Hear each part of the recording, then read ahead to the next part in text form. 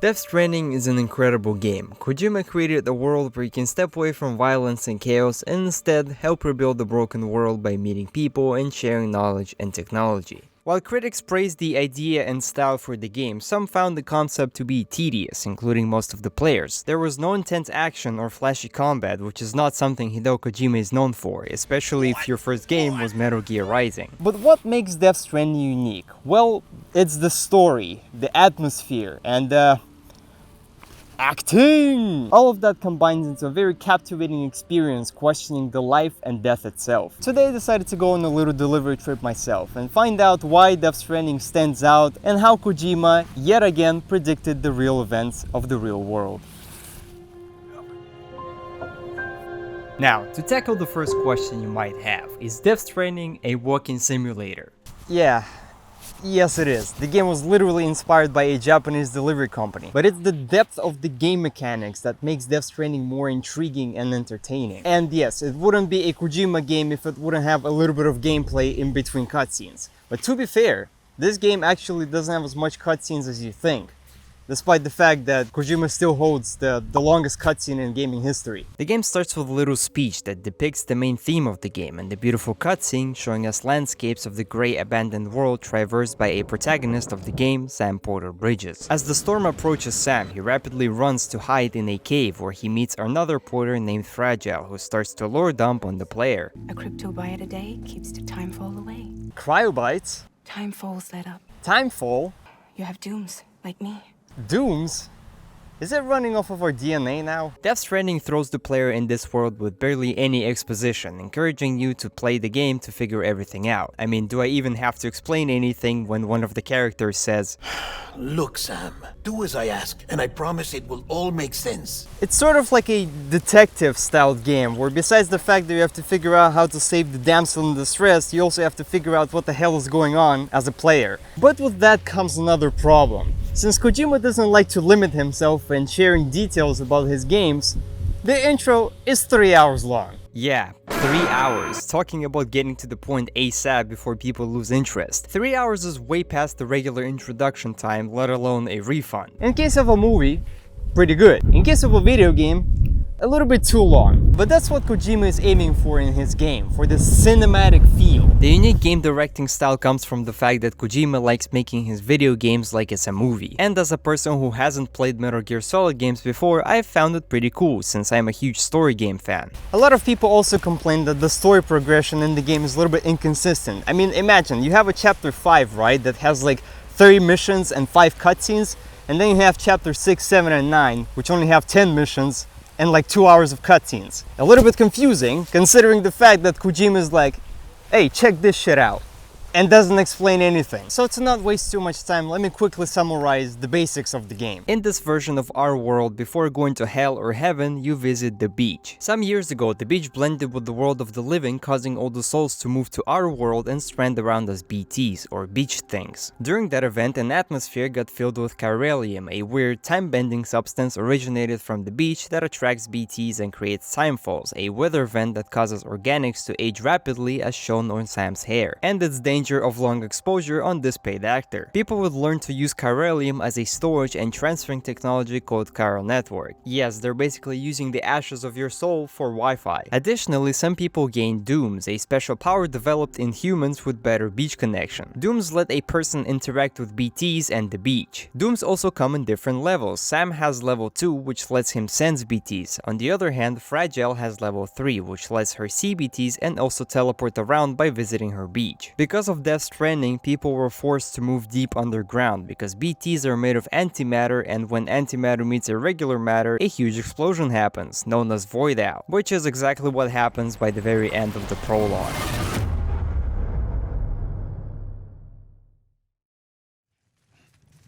The world of Death Stranding is full of hazards and natural obstacles, mountains, rivers, rocky terrain, engine physics, let alone fighting off local porch raiders and the dead, stranding around, or not welcoming weather conditions. As I mentioned before, the concept for the main game mechanic was inspired by a Japanese occupation called Baka, which are porters who deliver life-essential cargo like medicine and food to remote towns or mountain villages. And those people have to go through all sorts of obstacles to make sure that everyone gets their packages. Death Stranding Stranding puts a heavy emphasis on organization and route planning, constantly reminding you to thoroughly prepare yourself for the trip. Your goal will be to find the most optimal way possible to keep your packages from corroding and getting damaged. And trust me, it's super easy to drop all of your packages in a river, get it ruined by the timefall, or simply trip over testing your luck trying to get down the mountain.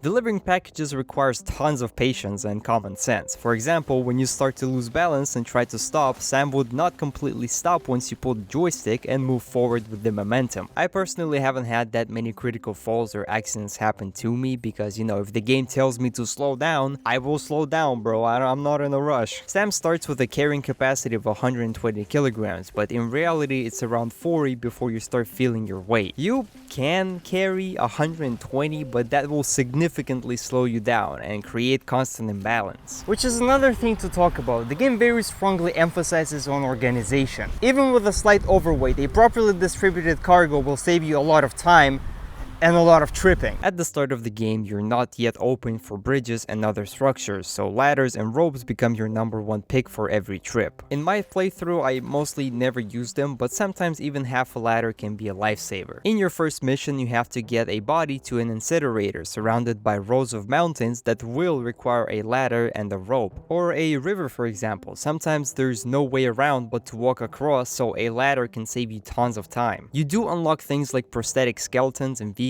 later on, but ladders are still more practical. Cars, by the way, are like the last thing you want to use in this game. While tri-bikes is still enjoyable to ride, trucks are an absolute mess that keeps getting stuck on every single gap between rocks. I remember one of the dev videos, Kojima talked about the fact that he spent a lot of time making sure that the roads are detailed and there's no wheel clipping in the game. Well, he tried a little bit too hard. Death Stranding offers you to create your path, encouraging to learn the land and make it more immersive by reducing the need to open the map every 5 seconds to make sure you're going to the right direction. The map will also warn you about all the dangers that will come on your route, which is a pretty nice feature. And even if you have decided to ignore every single warning that the map showed you, as a porter you have a special device that helps you with that, and it's called an order deck. Order deck is an all-terrain scanner that helps you understand the depth, path difficulty, and obstacles on your way. Though most of the time it's only useful for locating leftover packages and checking how deep the water is. Although even with order deck, I would still recommend you to avoid water as much as possible because it consumes a lot of your stamina. Stamina is another factor you should pay attention to. The more you travel around, the smaller your permanent stamina bar becomes, leaving you with less and less endurance. The energy drink helps you with that, but it's better to take a small break once in a while. Sometimes, if you have been delivering non-stop for hours, Sam himself would take a breather to sit down and relax. But there's one feature in Death Stranding that was overlooked by many, even me, and some people probably still don't know it exists. And that is desired paths. I know you might say, it's a pretty common thing, every single game has it. But which game has it that auto-generates the more you walk on the ground? When a lot of players walk the same path, it would start becoming darker and wider, turning into a desired path. Just like in real life, you will notice dirt paths on the grass and little shortcuts that people take to save more time. This is a great tool for maximum immersion, since you can easily look around for one of those paths and follow it, knowing it's the best way for your destination, preferred by many. There's a YouTuber named Lamhood who made a great video talking about it. I remember I was watching that video and was like, wow, even such a simple thing as a dirt path on the ground, Kojima managed to turn into a full feature to add as much immersion into his game as possible. It just shows that Kojima spent a lot of effort making this game as good as possible. But besides the beautiful landscapes and the amazing atmosphere, one more thing that makes Death Stranding beautiful is the music. First of March, it's clear to me there's something that's uncomforting. Death Stranding features lots of music, with the main one being an album by Low Roar. It plays during most of the story missions, and it is probably the best music choice for this video game. Each track perfectly translates the mood of a lonely porter and the atmosphere of an isolated world. Music is important in a game or a movie. It's a great way to set up the mood for the world that you're exploring. A lot of times music is used to translate the feelings that the character is going through, the emotions, so the player can understand the character on a deeper deeper level beyond the words and dialogues. In Metal Gear Rising, for example, Kojima uses boss music to describe the character, and by listening to the lyrics, you can learn about the life story and motivation of the boss you're fighting. In my opinion, Low Roar was a great option as an album for the game because it really represents this loneliness of the forsaken world by humans and the loneliness that you experience as a porter. The use of instruments and tone in the score strongly emphasizes on the futuristic world that Death Stranding is set in. It almost felt like the album was made specifically for the game, even though it came out years earlier. And besides Low Roar, there are tons of other electronic music that you can unlock and listen to in your dorm. My personal favorite is Ghost by Alan Walker and Aura, and this funny Japanese song in your private room. By the way, the private room itself was so much fun that I spent like 50 minutes just playing around. You probably already know this, but your private room has tons of interactive features. The most recognizable one is Sam reacting to the players staring at him in all sorts of ways, and in all sorts of places. Kojima even left an Easter egg of himself grabbing Sam by the feet, clearly knowing his audience. I also really love the references of real-world media that you can find throughout the game. Kojima constantly reminds us that we're playing a video game by either a game over references, a boss referring to the upcoming battle as a boss fight, or some funny things Sam can do.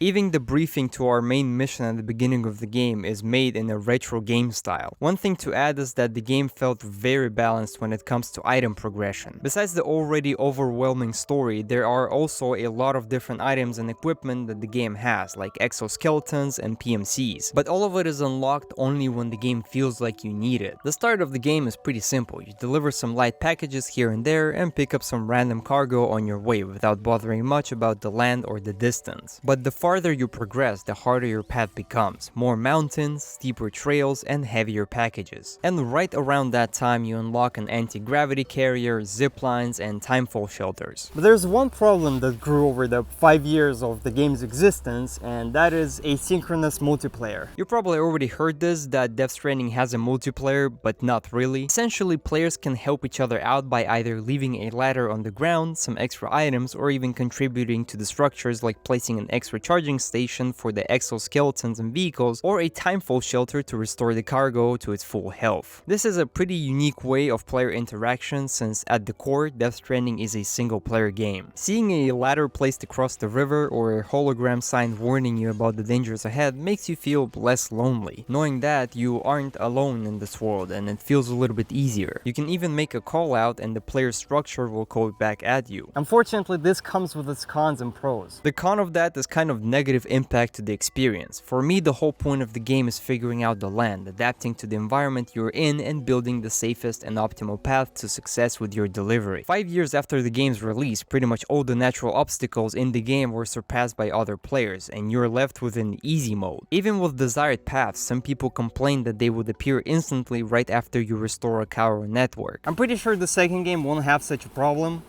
at least for couple of years, but I still kind of regret not turning off asynchronous multiplayer for my first playthrough. But it's still pretty useful for people that are here for the story by skipping through the boring part of building bridges and roads. With most of the stuff already built, you can simply enjoy the smooth roads and pre-walked paths that people before you built. But then, what's the point if the whole idea of the game is building and delivering packages and exploring the world while you do it? Well, there is a little detail that I haven't mentioned about asynchronous multiplayer. All the stuff built by players unlocks only after you connect the city to the Chiral network, so you still have to cross a hill to enjoy the highway and climb the mountain to enjoy the ziplines, which still lets the new players experience the game as Kojima intended. But this brings us to another problem. Since asynchronous multiplayer is bound to your story progression, that means that the road that you were contributing to is probably already built. You just didn't get to that part yet. The first time I noticed it was when I decided to sidetrack and start building a road. Once I got bored and decided to continue with the story, the road was already done. Basically, everything is synced in real time, but you can only see the bridge once you get to the specific part of the story. But also, if you place a building like at the very beginning of the game, you're still going to receive likes for it from people that already finished the game. Am I receiving likes from the future? Oh, right. likes. Let's talk about the rank progression. Level-wise, you progress by receiving likes from delivering packages, sort of like an in-game world currency. Except that it's not really a currency, more of like a social status. Since you can't really use it to purchase anything in the game, likes just become part of your image. The more you have, the cooler you are, the higher your rank is. But besides deliveries, you also receive likes from other players if they liked your construction and decided to use it, or if they run through your sign that you left somewhere in the world. I prefer to see likes as more of your contribution to the community. The items you give away, the lost cargo you return, or a very conveniently placed bridge. The more you have, the greater purpose you have to the society. And by not turning likes into currency, Kojima removed the dependency on receiving more and just enjoying the game as it is. I guess it's also a reference to the nosedive episode from Black Mirror, but I don't know, man. Whew. I'm a bit tired. Let me take a quick nap before we continue.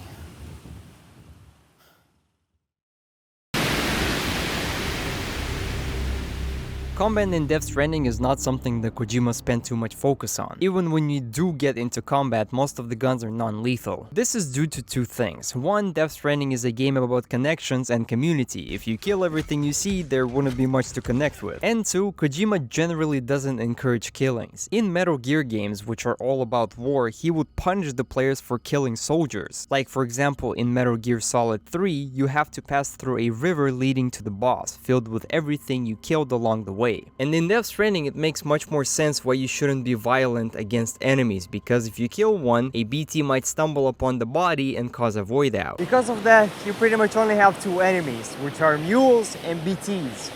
And your sanity, but that's already a you problem. Mules are ex-porters who would try to stop you and steal all of your cargo. In the lore, mules are regular porters who just got so addicted to delivering packages and receiving likes for it that they would rob other porters and deliver everything they had hoarded later. Do something stupid for the sake of likes and attention. Did Kojima predict low-life 2023 TikTokers in 2019? There's also a theory that mules are part of this new generation in Death Stranding where they get addicted to deliveries and packages because there's nothing else to do. Similar to how kids are now glued to their iPhones and tablets all the time because they didn't have that my cartoons were on VHS and CDs type of era. Or, you know, going outside. Mules would build their bases closer to city exits and try to catch wandering porters. The scanner radius they use to spot you is not big, so you can pretty easily avoid the camp. But a lot of times mules would have a buttload of materials, which is a great opportunity to stack up on some metal if you have a project going on. I found mules to be a pretty nice distraction from the main story of the game. And yes, I will admit, it gets a little bit boring delivering packages back and forth for 30 hours. So, you know, raiding their camps and building new bridges is kind of a nice change of pace. And that's another thing I wanted to talk about. Think about this. Once you get bored of the main story, you can take a little hike and complete some side missions and explore the world on your own. And once you get bored of that, you can raid mules for some materials, build a bridge, and then come back to the main story. Yeah, I know I just basically described sidetracking, but there's always a different mindset when it comes to each. The combat is pretty simple, but it really reminded me of that Metal Gear Solid 5 combat style, even though the games are made on different engines. Maybe it's less creative or intriguing than Metal Gear Solid games, but it's a delivery game. The fact that you even can fight anything is pretty cool. Once you complete a specific mission from a craftsman, you will receive a recipe for the bola gun, which is 2 electric balls tied together with a rope. Because of its radius, it's impossible to miss your target, which is a good thing considering that mules do fight back with electrical spears. I have to be honest though, that's not the most long-lasting activity, as you can take an entire camp down in a couple of minutes, considering there are like 10 mules per camp. But you know, if that's not enough combat for you, you can go fight somebody's grandma tied to the floor. Whenever a timefall starts, that means that the area is filled with BTs. They would always appear invisible unless you have a special device called a BB pod. BB is a beached baby that has a direct connection to the beach, which allows them to see BTs. Bridges started to experiment with BBs after the events of Death Stranding, but later scrapped the project, scrapped with the biggest quotations possible. Like this big. Encounter with BTs is a frustrating yet chilling experience. I don't know if it's the changing color or the very obvious quick blast of sound, but every encounter with BTs is breathtaking. After a couple of these experiences, it does get repetitive, but the first couple times really made me slow down and think about my next move. But that's alright. Until it's not. If the BT catches you, it will open a domain and spawn one of many mini-boss fights that you can encounter. Those can be dealt with in two ways. One, just leave, or two, fight the beast straight on with shit and piss. So I actually forgot to mention one more thing about Sam, and that's he's a repatriate. And repatriates can come back to life. Repatriates are people who can guide their souls in the sea to their body and revive themselves. When you die in the game, you appear in the sea, which has a bunch of bodies scattered around, and you can see Sam swimming between them. And yes, this is where the infamous baby scene comes from. After all, every man has an inner child, and I'm very well connected with my inner child. Jack. If you rewatch the prologue, you will notice that BT is taking some damage after touching Sam's blood. This led to a conclusion that the repatriate's bodily fluids are toxic to BTs. So by donating your bathwater, shit, piss, and blood for Bridges, you get some anti-BT grenades and ammo in return. Donating in quotations as well, because as soon as I take a piss, they just yoink it like it's theirs. I think everybody will agree that the best combat parts in the game were the Vietnam flashbacks. And no, this is not some type of metaphor or a joke. Literal Vietnam flashbacks in a game about delivering packages. Since I'm a PC player, I rarely played any shooting games on a console. By rare, I mean last time I did was GTA 5 on my PlayStation 3 8 years ago. And overall, these are some of my favorite combat moments in the game. What about mules and BTs? Honestly, I avoided them as much as possible. Besides materials and some chiralium dropped after defeating BT bosses, there's no motivation to start a fight. And again, that's not something negative because the game is not really about that. Combat in Death Stranding is like fishing in Minecraft. Yeah, you will get some benefit from it, but let's be real, how many times have you crafted a fishing rod in your 2-week playthrough? And honestly, I'm not gonna lie, I would rather deliver 100 packages than throw 20 piss bombs at an oversized whale. Oh shit. Ah, fuck. Alright. Let's talk about the story.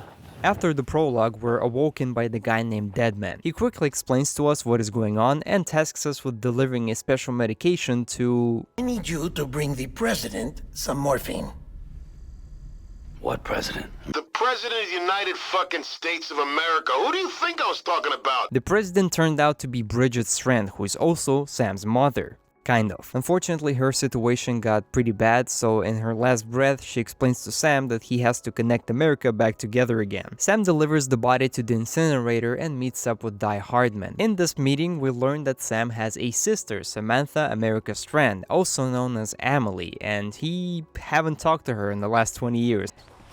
Talk about keeping connections. Amelie shows Sam all the work she has done on connecting all the cities together, and the only thing that was missing is to pass through all of them with a Cupid to finalize the connection. But in the process, she gets kidnapped by a separatist group known as Homo Demons and is held captive in Edge Knot City. But here comes the problem. Sam doesn't really want to reconnect America due to the negative past he had with Bridges, but later agrees because he still cares about Amelie and wants to save her. And this is where our journey begins. Now, as I mentioned before, Death Stranding not only teaches you about the importance of connections, but also about life and death. Kojima had a huge inspiration from the real world beliefs about death, specifically from the Egyptian history. For example, the whole process of repatriation comes from old Egyptian beliefs where the soul separates from the physical body and leads its way into the afterlife. While doing some research for Death Stranding, I found out that there's actually a third state of life and death that is technically theorized to be prophesized by Hideo Kojima, and that is xenobots. You see, our understanding of a living thing is simple. If it has a brain, heart, and blood, it's considered alive. But xenobots are different. Made out of an African clawed frog cell, these microorganisms have no brain, but can be programmed using AI to move around and carry cells. This brings a question: are xenobots alive, or are they dead? Overall, it's more of a philosophical question, but definitely makes you think, could the beach actually exist? Unfortunately, all the things that I said before is just an opinion, and the fact that Kojima predicted the third state of life and death, it's not really factual. But Kojima still touches this subject in a more spiritual way than you could have imagined. In the game, you have two terms to describe a living human, a ha, which is a body, and a ka, which is a soul. When you die, your ka goes to the beach and enters the seam, an ocean with all the souls that have ever existed. Repatriates can guide their ka back to their ha through the seam, which in return lets them come back to life. So in short, in Death Stranding, if you have a ka, you have the beach, which means you are alive. But what if you were not born naturally? What if you were like a science experiment and you were a kid that was grown in a tube? Well, Kojima has a character like that, and that character is Deadman.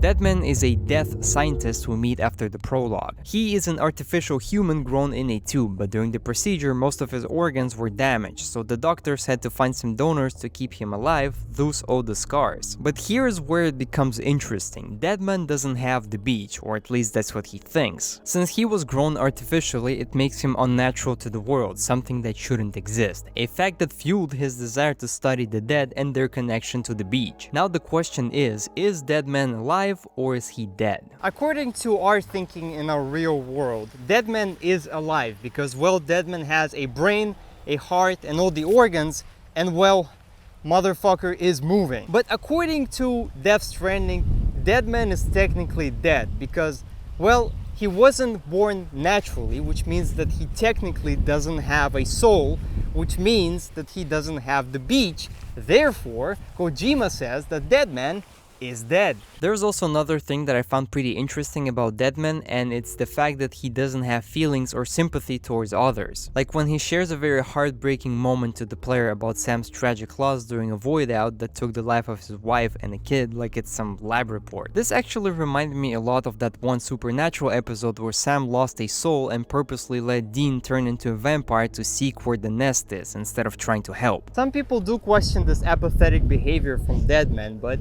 I think it's like a small clue, a small cinematic clue that Deadman doesn't actually have a soul. Because of this abnormality, Deadman would grow very close to Sam and Lou, since both of them are unusual case just like him. By the way, Sam named his BB Lou, in case I forgot to mention that. He even agreed to try and help Sam when his BB had some defects, and despite considering it just a tool, he still risks his life to protect it in one of the war flashbacks because he knows how important this baby is to Sam. And Sam would grow closer to Deadman as well, even giving him a hug at the end of the game, considering he has a fear of touch. BBs are another interesting thing to talk about. Beach babies are fetuses extracted from a brain-dead mother and placed into an artificial womb. After the first void out, Bridges started to experiment with the BBs but later scrapped the project for obvious moral reasons, at least publicly. The research kept going, and what they managed to discover is that babies can see BTs thanks to their direct connection to the beach. But if the baby is technically on the beach, it raises a question. Does a fetus have a soul? The question is pretty diverse and really depends on your religion. Christian beliefs are a bit all over the places, like technically babies get a soul at first breath, but also abortion means that you just kill the soul even though the fetus didn't breathe yet. While in Judaism, for example, it's believed that the baby gets a soul only after its first breath. So if a baby dies, it's like, well. I won't go into this topic any further because, well, I'm not the expert, but the fact is, BBs are kind of alive and dead. They are in between, very connected to the beach, and therefore they can see the beach things. It's also important to clarify that BBs are in commission for only a year. After a year passes, the baby grows, completely moves into the world of the living, and loses the connection with the beach. So that kind of implies that once the baby is ready to be born, it slowly starts to move into the world of the living and gets a soul. But that never happens because BBs are not allowed to be raised outside of the pods. So after 1 year passes, it gets burned. Yikes. Kinda grim. Wait till I tell you that in order to pacify your baby, you have to shake that poor thing until it either calms down or gets a concussion. To understand the science behind the world of Death Stranding a little bit more, Kojima added two interesting cases, Mama and Hartman. Hartman's condition is pretty simple. He was having a heart surgery when the city suffered a void out which shut off the power, including his life support. He would briefly visit the beach and come back to life once the power came back. Ever since, Hartman would die for precisely 2 minutes and 30 seconds every 21 minutes and then get returned with a mobile defibrillator. Mama's condition though is far more interesting. Mama is a character you meet later in the game, and she is a twin sister of Lochna, the mechanic you meet at the Mountain Knot City. Both were born as conjoined twins, but thanks to a miraculous surgery, they managed to get separated. But it's not as simple as you think. Since they were born as one person, during the separation, they basically divided one person into two pieces. So Mama became the soul and Lochna became the body. After joining Bridges, both would work on most of the technologies surrounding us, including the chiral network and Cupid. Soon after, Lochna decided to start a relationship with a fellow Bridge employee and even planned to have a child. But unfortunately, the relationship would not last long, since he would pass away in a void out, which led to Lochna's depression. Mama could feel that and offered Lochna to use DNA sample of her boyfriend and conceive a child. But there's one problem. Lochna has the reproductive eggs but couldn't carry a child, while Mama could but didn't have the eggs. So they decided to take Lochna's eggs, infuse it with her boyfriend's DNA, and plant it into Mama. Fun fact, this is actually the real process done to women after chemotherapy. Mama managed to grow the baby, but during a planned C-section, terrorists caused a void out in the city she was in, which led to the baby becoming a BT and Mama bound to the place of the accident. After losing Lochna's baby, Mama cut off all the contacts and stayed isolated from everybody. But after meeting Sam, she decided to reunite with her sister, risking her life in cutting the umbilical cord of her baby with a newly invented weapon infused with Sam's blood. Since Mama technically died during Void Out and the baby was the only thing keeping her bound to Earth, she slowly started to die. So Sam quickly brings her to Lochna, not before having a bitch-ass fight with a BT, where they merge into one being, reconnecting their Ka and Ha back together. Well, technically this doesn't really affect the plot in any way. It's a pretty interesting peek into how Death Stranding works and how the system of Ka and Ha work together. Now, while those three characters that I've mentioned are not really that deep into the plot, they're not really connected to the story in any way until the very end, and they're mostly there to explain the whole world, Fragile's story is far more interesting. Fragile is the woman we meet in the cave and is the owner of Fragile Express, which is a delivery company similar to Bridges. During one of her jobs, she would meet up with Higgs Monaghan, who would merge together and become the #1 delivery company in the area. Little did Fragile know, Higgs is the leader of the separatist group known as Homo Demons and will manipulate her into delivering thermonuclear bombs into cities, causing void outs. As her last delivery with Homo Demons, Higgs gives her a choice: either save herself by escaping and destroying the city, or run through the timefall without protective clothing, disarming the nuke by throwing it into the tar pit. After feeling the guilt for all the previous void outs, Fragile decided to do the right thing, causing her entire body to age, leaving only her face unaffected. And ever since, Fragile's sole goal was to find Higgs and ask him face to face why he betrayed her. Now, Fragile's story is pretty interesting because, well, revenge is always pretty intriguing, and the fact that I managed to help her get revenge on Higgs is pretty heartwarming. But, don't get me wrong, Sam's story is also pretty good. But Sam's story is more of a character development, going from a lonely porter to becoming a more friendlier individual. Sam doesn't want to work with Bridges and sees the idea of reconnection as a waste of time. The only reason he accepted the gig is to save Amelie. But going deeper into the story, we actually realize that the game is not about saving Amelie, but about Sam and his growth as a person. But realistically, you understand that only roughly at the very end of the game. In the meantime, Fragile has a motivation: avenge her ruined reputation and meet Higgs face to face once again. And the problem with Sam's story is, until the very end of the game, we have no idea why Amelie is so important to Sam, besides the fact that they're technically brother and sister. Midway into the story, I think Kojima realized that the players still don't know anything. So he decided to add a character to fill up that little gap in the plot, and that character is Hartman. Once you reach him in his house in the mountains, he starts to drop his theories about the origin of the beach. And literally every single time he makes up a theory, it instantly starts to make sense. For example, in the first battle with Higgs, he mentions that Amelie is some sort of extinction entity. And 10 hours later, Hartman starts to explain that there is a thing called extinction entity, which he believed to have wiped out humanity 5 times in the past. It's like if you made a video about a video game and stated so much facts that even the developer starts asking questions, and then at the very end of the video you just say, it's just a theory. That also explains the 5 bodies we see in the prologue, although if you think about it, this one is supposed to be looking like this, since in Death Stranding, dinosaurs are believed to be wiped out not by a meteor but by a void out. The point is, in that 20-minute cutscene, Hartman basically explains the 25 hours of tomfoolery that was happening in the game. He doesn't explain the story though, so you kind of still have to get there. Hartman believes that the Earth had 5 major extinctions, and through some cave research and prehistoric evidence, it is believed that all of these extinctions happened because of EEs, since some of the animals' umbilical cords have traces of chiralium in them, including dinosaurs. Since Bridget Strand's umbilical cord had traces of chiralium, Hartman believes that she was an extinction entity, which might mean that Amelie is an extinction entity as well. That in return proves that the beach existed way before humans did, and that something triggered a huge void out, wiping everything on its way. But there's actually one problem with that. If animals cannot have their beach because they don't have a consciousness, then who the fuck triggered the last Stranding? This is the biggest plot hole in the story of the game. Since animals can't have a beach as they don't have consciousness, who was the first extinction entity? What, so a random ass velociraptor was just minding its own business and then all of a sudden decided to end it all? Plus the figures, which is supposed to represent the first extinction entity, is humanoid, so like one of the crews caused the void out? You know, I actually might have a theory. It was the first void out was probably caused by that stupid squirrel from Ice Age. So the discovery of the fact that Amelie is an extinction entity leads us to a conclusion that Higgs wants to use Amelie to destroy the whole world.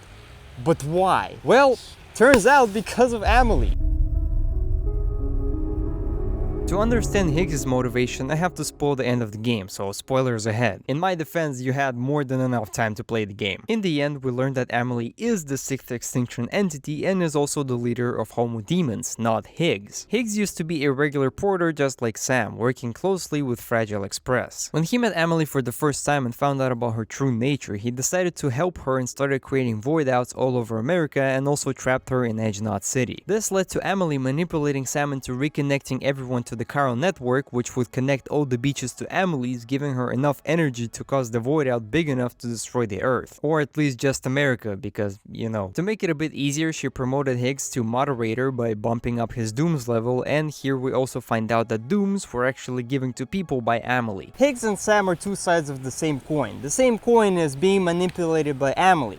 But on one side, you have Sam, who's trying to reconnect the world and still kind of have hope for society. But on the other side, you have Higgs, who completely lost any hope in trying to reconnect the world because, well, what's the point if there is literally a nuclear bomb always near you at all times? Although we don't see him as much, as usually he kinda spawns out of nowhere, tells Sam that he's a bitch ass porter and spawns a big ass whale to fight, he's still pretty cool. Most notable interactions with him are the PJ version of Mortal Kombat and his definitely not a very obvious prepper disguise where he tries to slip you a nuclear bomb as a package. And yes, I did in fact forget that it's in my backpack. I generally love Higgs. He's just this fucking badass motherfucker that just spawns out of nowhere, kills everything, and just disappears. But you know who doesn't just generate aura, but literally radiates it like a broken Chernobyl power plant?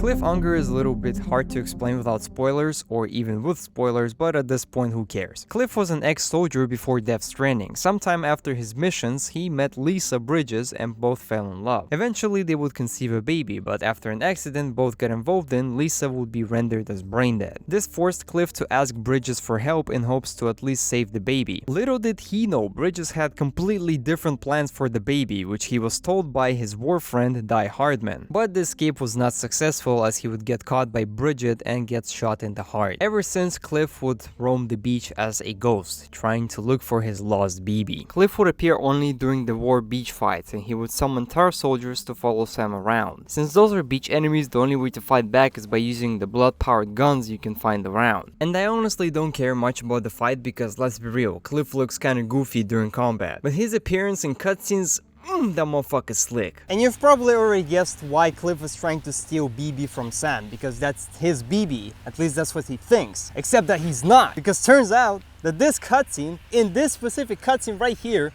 This is Sam! So the biggest reveal in the game, at least for me, is that Sam Porter Bridges is the first BB experiment conducted by Bridges and the son of Cliff Unger. When Bridget shot Cliff, she also shot the baby, aka Sam. Feeling the guilt, Bridget went to her beach as Amelie found Sam's beach and returned him from the dead, which created a disbalance between the world of the living and the dead, starting the grand event of Death Stranding. See? I told you everything connects together. Believe it or not, it was actually pretty hard to tell that Sam was actually Cliff's target all along. Mainly because at the beginning of the game, Deadman tells Sam that all those memories he saw with Cliff were probably coming from the BB, not from Sam. So throughout the game, you always think that the flashbacks are coming from the baby, except that apparently those memories are Sam's as a baby. And that did fool me until the very end and caught me off guard for like 5 minutes after the great revelation. Another detail to point out is that Cliff doesn't remember anything after he died, besides the fact that he has to protect his BB. So realistically, when he saw that Sam had some sort of pod on him, he thought that that was the BB. But after meeting Die Hardman and Amelie on the beach, he started to get his old memories back. And in the last War Beach flashback, he recognized Sam as his son. Think of it now,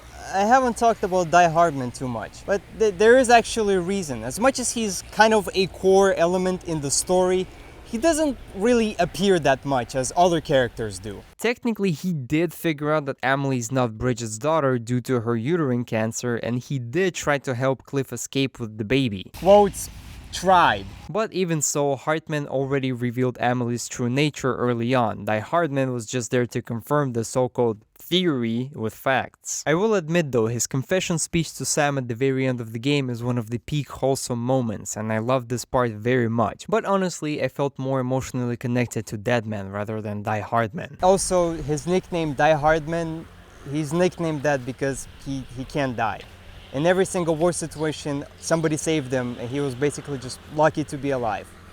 And also his real name is John. Alright, let's wrap it up now. After a long-ass explanation on Amelie's beach, Sam has a choice. Either to stay with her, causing the last stranding and wiping out the planet, or sever his connection with her and save humanity. Obviously, Sam chooses the better option and saves the world from extinction. On the living side of things, Lou passes away, so Deadman instructs Sam to bring her to the incinerator before she goes through necrosis. He burns down the cufflinks, and after yet another 40-minute cutscene, he opens the pot and desperately tries to bring Lou back, which works, and both leave UCA and Bridges behind to live off the grid. So, what makes Death Stranding so unique compared to any game that came out in the same year? Well, first would be the atmosphere. Death Stranding combines detailed game mechanics, wide and breathtaking landscapes, and sound design, turning all of it into an enjoyable walk that will entertain you until the very end of your journey. Yes, at some parts the game does get repetitive, but usually the change of scenery and obstacles happen every hour unless you stay back to do some side quests. Despite a lot of people saying there are a lot of cutscenes, in reality cutscenes take up only 16% of the game, and it feels like a lot because most of them are at the beginning and at the end of the game. So once you get to the central region, it's pure gameplay from there. Then there is the story. It's always very interesting to see how a certain character evolves throughout the events of the plot. That's why shows like Breaking Bad are so well praised by critics and viewers. Seeing Sam go from a highly introverted, selfish person to a more friendly and kind guy was very interesting to watch. Just his speech at the very end of the game showed how much he has changed as a person throughout his journey, considering that here Norman Reedus says more words than in the entire game. It shows that he learned to value connections and how important friends are. Although some chapters did feel super long, particularly chapter 3. Once you get past it, it's smooth as butter going forward. Mainly because in the last chapters, most of them had like 1 or 2 missions, so it was pretty quick. There are plot holes in the game, like the aforementioned extinction entity problem, and also by the end, Sam freely walks outside without a costume and doesn't get affected by the timefall effect. But overall, the story was very interesting to follow. And last, the director. Games made by Kojima always remind the player that they are in a game, and you should enjoy every single bit of it. Small stuff like game over screens, random ass Street Fighter styled boss fights, and goofy references in the private room make Death Stranding feel like it was made for fun. I did get a bit disappointed that most of the private room's Easter eggs, like Sam punching the camera, got removed from the second game and replaced with Sam, who's a little bit too pleased with me looking at his package. But that's mainly due to character development. Death Stranding was highly inspired inspired by Kojima's life, his childhood, work at Konami, and all the friends and connections he made along his career to help him build his masterpiece and fulfill his dreams to make a movie-like video game. And I honestly think Death Stranding succeeds in that. So yeah, Death Stranding is not about the packages that you deliver, it's the friends you make along the way. Why am I in my room? Maybe the box has a good explanation.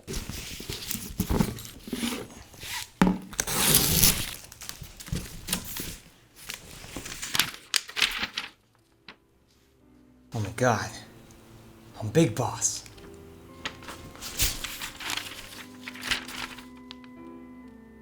Oh, okay, that makes more sense. It also explains the box that I stumbled upon this morning. Well, I guess that's it.